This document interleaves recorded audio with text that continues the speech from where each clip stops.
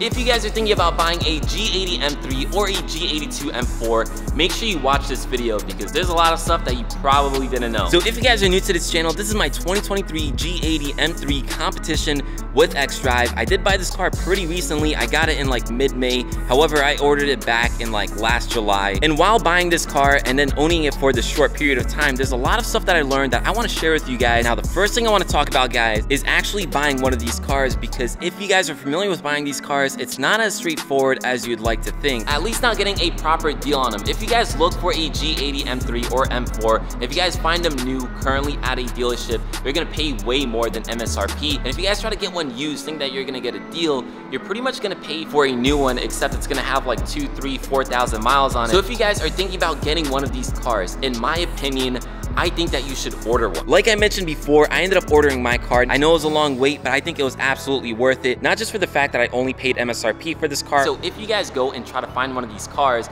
the chances of finding the exact spec that you want, in my opinion, is pretty slim.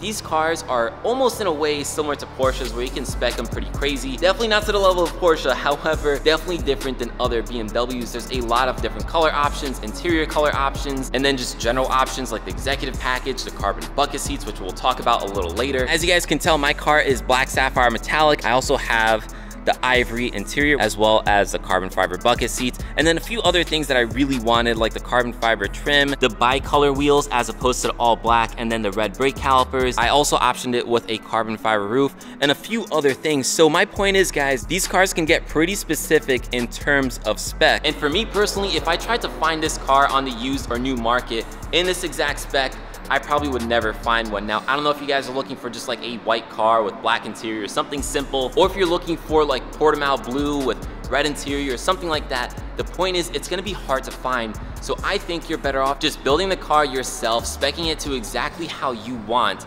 and then just ordering the car. These are expensive cars. If you're gonna spend that much money on a car, make sure you get the one that you actually want, even if it takes a little bit longer, because if you don't, you're probably gonna have to settle in terms of spec or pay a large markup. So now the next thing I want to talk about is these carbon fiber bucket seats, because this is a question that a lot of people have and something that a lot of people wonder about. Should they get the carbon buckets? Are they worth it?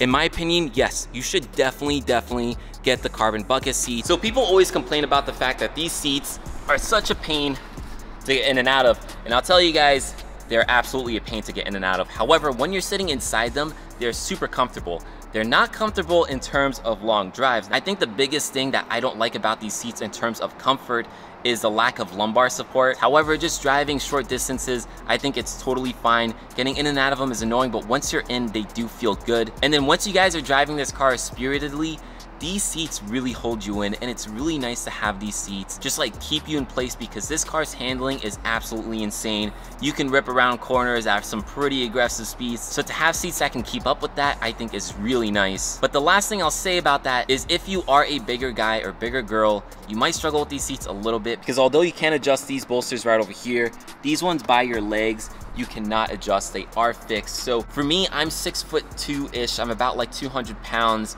I did slim down a little bit, so I do fit in these seats a little better, but even when I was heavier at like 215, they were more uncomfortable and they did feel tighter. So besides the comfort level of these seats, you obviously have the aesthetics. Now guys, I'll be honest, I've shown this car to a lot of non-car people, and one of the things that they go the craziest over is, one, the white leather interior, which you guys don't have to get, but also these seats. These seats just make the car feel like a supercar. Now I know that's an exaggeration, obviously, but you don't typically find seats like this in a otherwise just black sedan. And then for car people specifically, whenever I show them the back of these seats being all carbon fiber, they go absolutely crazy. Now, non-car people probably aren't gonna care about carbon fiber on your seats, but car people, they definitely know what it is. And then the last thing I want to talk about on these seats, guys, is the actual price of them. So if you spec them with this car new, they're about like $4,000 to $5,000. I don't know if BMW changed the price again. However, on the used market, these things are super expensive. So if you want to be slick and make a few extra dollars, something you can do, not something I would do personally, but something you could potentially do, you could choose to spec these seats on your car for whatever it is, the $4,000 or $5,000, and then just go and sell them used. Well, not even used, because you'll have like brand new ones. Yours will probably sell for like $15,000, $17,000, and then just go buy some like comfortable seats off eBay somewhere. Now, the next thing about this car that I want to talk about is something that not a lot of people necessarily buy these cars for. However, it's definitely something that's important, especially this day and age, and that is MPG, miles per gallon. Now, I'm not saying if you guys are gonna buy an M3, you're buying it for the miles per gallon. Obviously, I know that's not what people buy these cars for. They probably buy them for miles per gallon, but I think MPG, regardless of the situation, is always important, and it's always something you should consider with these cars. I don't know the exact ratings from BMW, but I believe highway MPG is rated at about like 22 miles per gallon. This car, I've actually got up to like 26 miles per gallon, really trying to get some good MPG on the highway. On the other side though, I've also gotten some really bad miles per gallon. This wasn't even me driving spiritedly, guys. I swear, when I was driving here, like, I was just kind of driving normally. Maybe I did like a pull or two, but really nothing crazy. And as you guys can tell, I got less than 11 miles per gallon. The worst that I've ever gotten with this car was 6 miles per gallon. And that time, I'll admit, I was really driving spiritedly. In Mexico, of course. So again, I know no one's gonna buy this car because they're looking for good MPG, but if you guys are getting this car with the hopes of maybe like daily driving it and being reasonable, that way you can have fun when you want to and, you know, have like a all-wheel drive, 4-door daily commuter, this is probably not the best car for that. Now, for me personally, this is not my daily driver. I have a 330i, which is a 4-cylinder BMW. That car, I get really good MPG. I can get upwards of like 36 miles per gallon. So for me personally, I don't really care. But again, if you guys are looking at this as your only car, you might want to know that. I know BMW gives some ratings, but these were just my real world experiences. All right, enough about boring MPG. Let's go into something that's a little more interesting, and that's modding this car, because if you guys are buying an M3, you probably want to mod it. Now, something I think you guys should know before buying this car is mods for this thing are not cheap. Now, I personally love to mod my cars. I don't think I can buy a car and leave it stock. My F30, my 435,